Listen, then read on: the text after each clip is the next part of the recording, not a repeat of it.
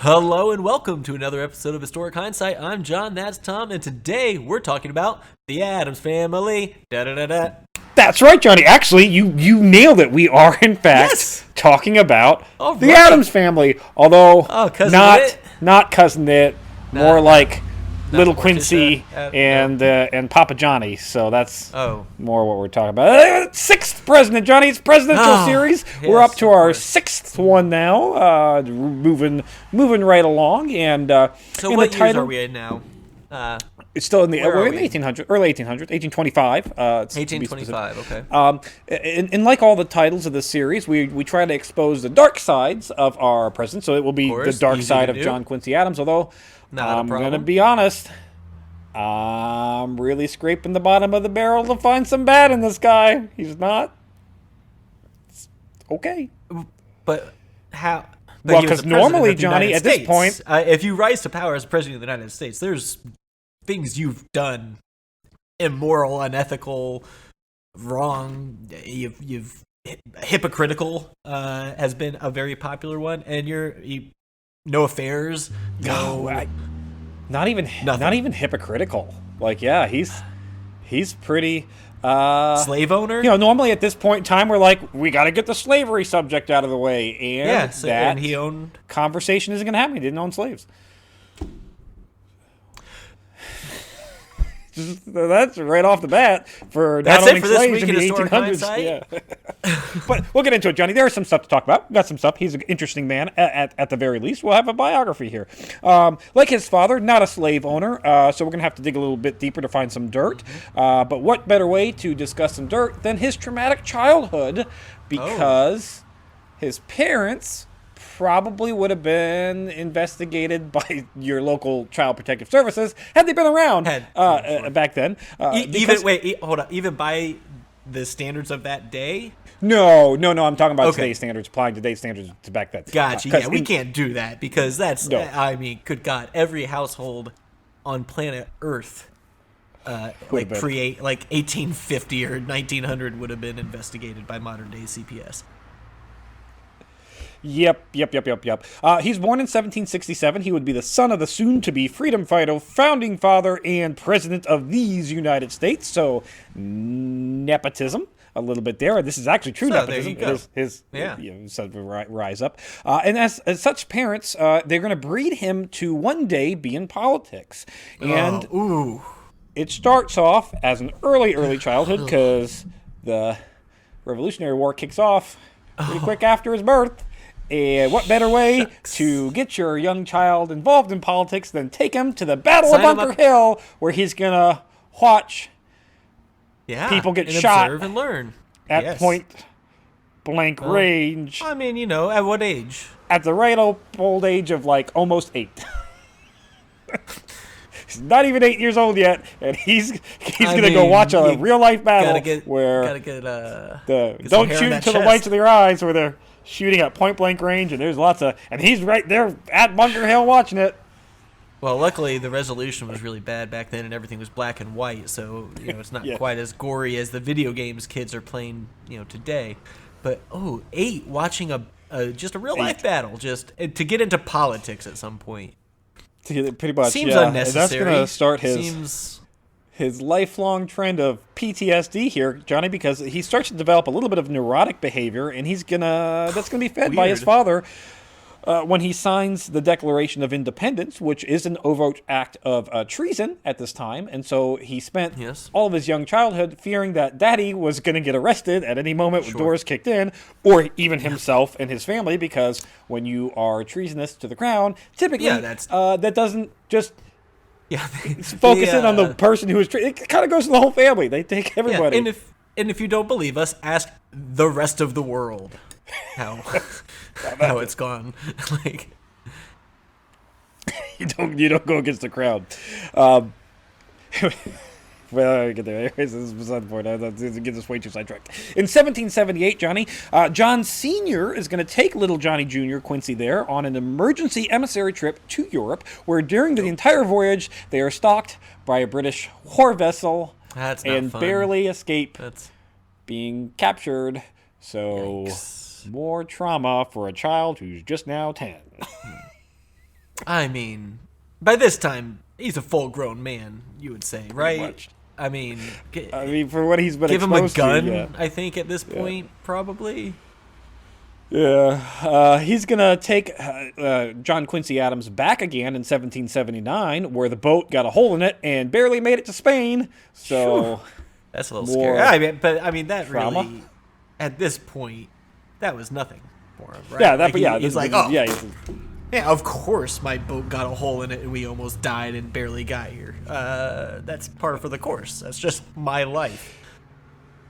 Now, while in Europe the second time, he's actually going to act as a tutor to the French emissary, teaching him English on that voyage. So that's, you got an 11-year-old dude teaching a grown-ass man how to speak English. So I'm guessing that's all that was going on, too. Well. And he's going to basically be forced to spend the war years in Europe, where he's going to travel around learning French, Dutch, and he's going to become the secretary and translator to the embassy of Russia in, like, when he's 14 years old. Like, this dude at the age of 14... Yeah. What were you doing at 14, Tommy? Not that. I still haven't even gotten a resume that good, and I'm like 37. I mean, come on. Yeah, how old? I don't know. Yeah, I was scooping ice cream at a little ice cream parlor in town. Not translating probably for weighed embassies or whatever. I probably weighed 90 pounds and played the tuba in the marching band that was bigger than I was. That's what I was doing at the age of 14. But in any case, he does play the role well as a young politician, as a young emissary almost, so to speak. In what better way to discuss negative side effects of somebody's life, like their sex life? Because certainly we can dig up some dirt in somebody's affairs, politics, pedophilia. Those are run rampant in American politics. Yeah. And no. Nothing. He does have. They get married? No, he will. So he has his first love, who is a Mary Fraser, who he meets while he's in law school and quickly falls in love with her, and he wants to marry her. But his mama didn't approve and convinced him to focus on his career because, as you know, you're not successful enough yet to raise a family, despite the fact that he's already held political positions. I mean, he's probably all right. He's doing fine, Mom. He just graduated from law school, so I think Mom just didn't like the girl.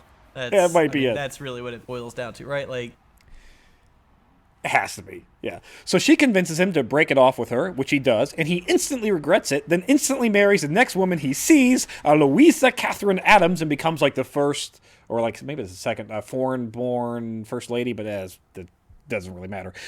Who he reportedly couldn't even look at in the eye, and then would go long periods of time, weeks, even a month, without talking to this woman. It's just she's there, gotta marry her. But not why. Why would he just? Because he never. Why would she agree? And what is happening here? I guess she probably didn't have to agree at the time. He never got over his first love of Mary. It broke him. It broke his soul. And as far as love was concerned, he's just you'll do. It's just a weird choice. It's just a weird choice to be I'm not going to marry her because my mom doesn't want me to get married because of political reasons, and I need to get whatever. But then I'm going to marry this next person. Louise is a little higher up the social ladder, so this might have very much been a mom says, "Oh, she's okay. You can marry that one." Okay. All right. So married for. So there you go. Bad married for political reasons. This sounds like a. Yeah. Yeah, like mom probably got something on the side from their family or something. Something sleazy happened. Maybe. Definitely. Absolutely. Historical. Now let's get into his politics, Johnny. His very long he's a career politician. There we go. That's a negative. Career politician. Pick it apart, Tommy. Let's go. What he is. He is going to become an ambassador to several nations, and then going on to become the senator, a position that he gets because his daddy's party, the Federalists, assumed that he would be a Federalist. And we're we're going to nominate your son, Johnny Sr., and everybody's it's going to be perfect. What could go wrong? And he's I've been around the world. John Quincy Adams is not a Federalist. He's actually a Democratic Republican and sided with them instantly, at which point the party went, ah, shit, and ousted him. Oh, they out? Oh, God. Yeah, they ousted man. him. Yeah, like he just does one term, and then they're like, we are really not letting you rerun underneath our ticket. So they kind of ousted him. But he did get a term. He did get a term. Nepotism gone poorly that time. Nepotism gone poorly. They're like, oh, yeah, this will be great. And then backfired. It turns out they now Quincy punk rock hadn't come out yet, and so people didn't know that like kids always rebelled against their parents' political values and everything or whatever.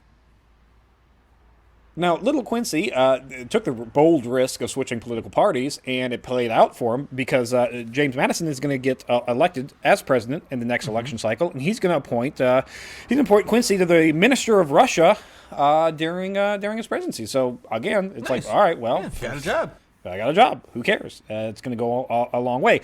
This is all going to feed into his egotistical side, which is displayed when he calls his personal diaries the most precious and valuable book ever written. So, pause, Tommy. Pause. Who among us hasn't made a diary or a journal or a book or whatever and considered it the most precious thing when they were in there? He's what? He's what, 24, 28 at this time? Like, what's going on here?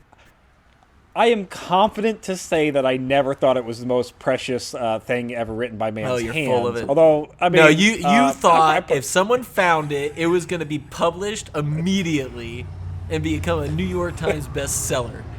It's sit right next to the Diary of Anne Frank. Yeah.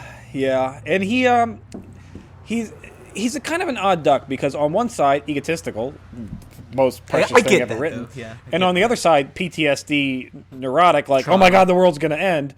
And he does come off very much like his father, a loudmouth, a little hard, a little gruff around the edges. Maybe doesn't know how to play the political scene of keep your mouth shut at times. He's never had to. He's like me. He's loud, a little hard to deal with. Maybe a little annoying. Probably had a touch of the tism thrown in there as well. Just. I mean, it hadn't been discovered yet, so nobody'd had it. So that's stupid, Tommy. It sounds like he's never had to work for anything. Like, he's just been appointed high-level positions not since particularly. He was a teenager or younger. And so, like, of course he doesn't know. He doesn't know how to play the game because he never played it. He just got shit. No. He's just a silver spoon kid. He is a silver spoon kid. Now, he will go on to become the Secretary of State underneath James Monroe when James Monroe gets elected. And although the entire, like, neurotic side of him was like, I don't really think I'm appointed for this position or should be appointed for this position. There's got to be better people. He is going to go on as a Secretary of State to probably be the best Secretary of State even to this day. He did a phenomenal job. But he did say, I'm not good at this. I'm not qualified. There are more qualified people. But I'll take it anyway. That's fine. Just give me anyway. I'll ignore them. I just want to acknowledge that, they exist, and I'm probably not fit for it. I jumped the line a little bit. But Johnny, fit he was, because he's going to broker multiple peace treaties, including one with England that established the Canadian-U.S. border along that northern parallel line. Good. Keep them out, build the wall. He also demilitarizes that zone, so no longer are there military forces from either side allowed on the border. Really established, up to this date, peace between our two nations, whether you like that or don't like that. There's peace between Canada and the Canadians are sneaky, and they can hide in the woods on their moose and shit, and so I think maybe they probably have military on the border. We just don't know it's military. Maybe. And by the way, although that's supposed to be a straight line, when they sent when both nations sent the surveyors out there, they kind of screwed it up. So if you actually travel the line, it's like a zigzag. You're just crossing in and out of the countries all on the where you should be on the border. Oh yeah, it's definitely not. You know what, Tom? But anyways, imagine trying to draw maps back then. Like that's tough. That's hard. It's gonna be difficult. Yep. He's also going to broker a treaty with Spain that gives us Florida, so that's probably bad. We probably shouldn't have done that. So that's where he effed up. That's we got his Florida. problem. He gave us this. It also agreed that a part of this treaty agreed that the Spain would seize all territory north of 42 degrees to the United States. So you'd seize all claims to it. Hey, it's yours. As long as we seized all claims south of that line in the territories that have not previously been established, which we completely and totally ignore once Spain gets ousted from that region by Mexico, and then we take it from Mexico. But it's Mexican, so it's fine. We didn't back. Fair play. Yeah, it was we didn't take it from Spain. We took it from Mexico. Spain lost it. Yeah, Spain lost it, and then we took it from them. That's called Johnny, one of the biggest things that he ever did in politics was the Monroe Doctrine. So despite the fact that it has the name Monroe Doctrine, we talked about this, it actually it's John Quincy Adams. It was his entire thing, and that's basically coming up with a American treaty which said to Europe, you can't fuck with us anymore, and if you do, we will all go to war with you. And which is kind of odd because we were the biggest country at the time, and who was really going to be afraid of us? But nobody. I mean, they did. It ultimately stopped European intervention for the most part into the Americas. Yeah, well, that and a big ass ocean. Yeah, it does. That's a hell of a trip. Now that got the Monroe, he wrote it and did everything. Yeah, it was his idea. He wrote it. Into effect. It's his brainchild. Yeah. During Monroe, and that's why it became. Yeah, yes. Yeah. That's what. Okay, yeah. I remember. Monroe made the speech, even though it was written by John Quincy. Yeah. Yeah, that's right. Okay, yeah, I know. See, I remembered that after a little bit of a refresher. Yep. Couldn't have told you and then there's his presidency, Johnny.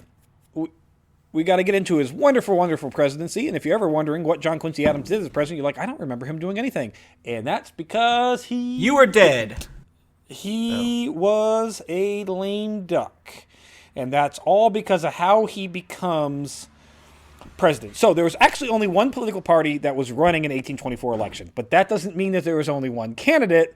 They put up 4 because the party couldn't decide. This is in an odd area where we're transitioning. Bring it back. We're transitioning from the party selecting people, just this is the guy we want, to actual conventions where they're no, we voted, multiple people, and this is the person that we want. So we're in this odd phase here. So you have Adams, who's running. You have the House Speaker, Henry Clay, who's running. You have William H. Crawford, who is an elitist that is running. And, of course, you have military populist candidate Andrew Jackson, who is by far the most popular candidate. He has won the War of 1812. He did it all with the Battle of Nolens, which happened after the war was over. He was aggressive. He was handsome by the day standards, and the women loved him, and people wanted to vote for him. And in a head-to-head election, Adams had 0 chance of winning against. This is your star quarterback versus the sousaphone player. Who's going to win? The star quarterback, of course, is going to win. All right, a couple things. First of all, elitist was a party and not a slur. No, yes, it's the elitist section, the higher aristocratic section of the Democratic Republicans. Yes. Okay, and second of all, quit trying to paint a picture where if the star quarterback and the sousaphone player had 2 other random people involved, the sousaphone player would come out on top. Tommy, I know. I'm guessing that's what happened with John Quincy Adams. The sousaphone player is not going to win. Well, anything but a sousaphone battle, which I don't think is a thing. Presidential elections aren't voted on. They're not popular contests about who's the most popular, because we don't really live in every Democratic Republic. Some things happen here. So the election happens. Adams gets 30.9% of the vote, which is actually getting him number 2 position, which is very much crushed by Jackson's 41.4%. So that's naturally, significant. Jackson must have won the election, right? Of course. And you'd be wrong because he didn't have a majority, and he didn't have a majority of the states. So according to the 12th Amendment, the House gets to decide who's the president based on a 1-vote, 1-state basis. So each state sits down with their delegates and decide one person that they want to vote for. Clay is booted from the second round, and the other dude, random dude, he's booted from the second round based on vote counts. So they just it's they a just runoff. Don't care. Yeah, One-on-one they've got runoff low percentages. Yeah, you got too low of a percent for us to count and care about, so it's a runoff. So Okay. Clay decides, you know what, I really hate Jackson, so what I'm going to do is I'm going to convince everybody who supports me to go ahead and support Adams. And then Nice. Adams' daddy gets everybody to go, hey, you should probably support my son. Remember Federalist? You didn't run a candidate, but it's not going to stop you from supporting my son. And in the runoff election, Adams wins. And now, to be clear, this is not a runoff vote from the this is people. This is one vote per state. Yeah, it's not. The state delegates all get together and say we're going to vote for this guy. Yep. And so Adams wins. Anytime there's votes like that, there's never 9% doesn't seem close enough to warrant such a decision. 10%. He had a 10%.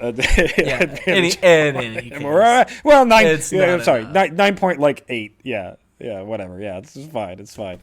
In any case, but here we are. So Adams wins. And so we got Adams. To say Jackson was a little bit perturbed is a bit of an understatement. Fair. And he goes on a war campaign claiming that Adams and Clay conspired in an illegal backroom deal to steal the election from him. And Don't Adams be stupid. denies this. And Adams just thinks denies you're an this asshole. by immediately appointing Clay as the Secretary of State. There you go. See? So, Nothing wrong backroom was deal? No backroom deal. You know, they did it out in the open. They just said this was the deal. He's going to vote for me, make me president. I'm going to make him secretary or whatever the fuck.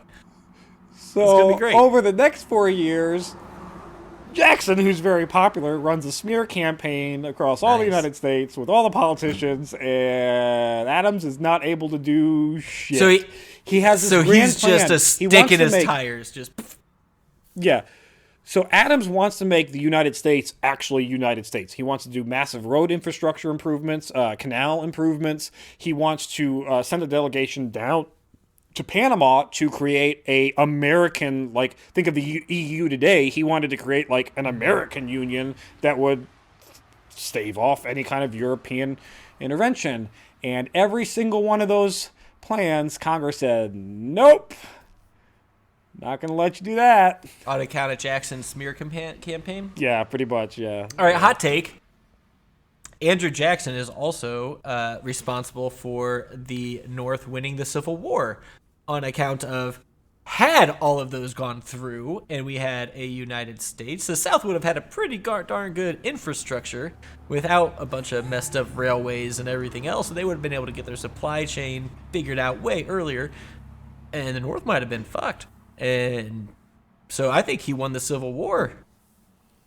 That is, you might not. Hey, Johnny, it's a way to flip the coin, right? Way to look at it. So you would think, okay, so his presidency's over. Once your presidency is over, most presidents go off into oblivion and retire, and you disappear. Don't really ever, Bye. hear from him again. But not Adams. Adams is actually going to become a Massachusetts House representative and is going to speak out for the rest of his political career against slavery. Like, come on, becomes, you asshole. He never called himself an abolitionist. See, this is the problem. He could have lost and just went off but no, he's gonna be like, no, I'm gonna fucking still make some good, and he starts to speak out against slavery because at this point in time, the first thing that he really does is in 1841, he goes against the courts and argues on behalf of slaves that were captured during the Amistad case.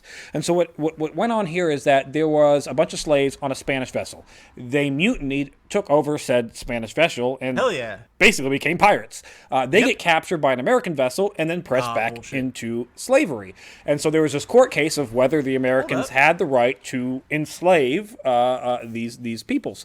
And so Adams spends this entire time arguing have you read the Declaration of Independence? All men are created equal, have the rights to life, liberty, and the pursuit of happiness. This is where the debate ends. We have that. You can't fucking put these people in slavery because we have this stupid fucking document that we signed, that my daddy signed. Remember, my daddy signed it. We agreed to this. You can't. And he won. He won the case. They got freed. So he's not wrong. So. Like they literally they did the damn thing. They took it over, and that's If history's taught me anything, fair is fair. You take something, it's yours. Like, sorry, that's how it works. Like, look at America. Flag, ours. Yep. Now, the other big thing he does is he argues against the gag rule. So at this point in time, there's what's called the gag rule, which basically means that any law amendment discussion about slavery is forbidden in Congress. So if you write a law about slavery, you can't debate that in Congress. And Adams goes, I'm pretty sure we have the First Amendment, which says I can do whatever the fuck I want, and I'm going to debate the shit out of this. So he just starts getting up and demands that any new proposed law or statute gets read in its entirety if it has anything to do with slavery. Like, read it out in its entirety, and then starts picking it apart, going, well, I don't like that part, I don't like that part. And he's just violating the gag rule over and over and over again, and he does it so much that it's finally like, all right, guys, in 1844, they're like, fine. Clearly the gag rule doesn't work anyways, because Adams is running his big fat fucking mouth, so let's just get rid of it. And he gets rid of the gag rule. Goes to Washington. Yeah. That's what he's like. He gets rid of the gag rule. Well, he does his thing. This guy. And unfortunately, his political career ends with his life ending because on February 21st, because he's going to do this till he dies. God. He's doing it till he dies. And so on February 21st, 1848, he's giving a passionate speech in the House, like, no more slavery. And then he has a stroke. And was that the speech, Tommy? It's a passionate speech. Yeah, that sounds a little bit like editorializing. It's editorializing. I don't know what his actual speech was. I didn't look it up. Speech. He was giving a pretty mundane, average speech on the House floor. If you've ever tuned into Channel 18 on your local access and watched the proceedings of your state house, whatever, that's what it was. But no, because he had a stroke. Okay, and so he has a stroke, impassioned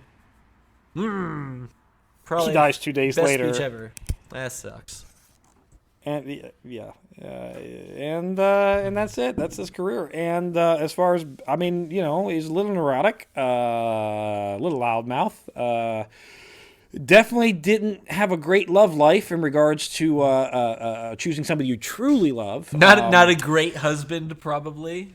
Probably not a great husband. Not a very attentive husband.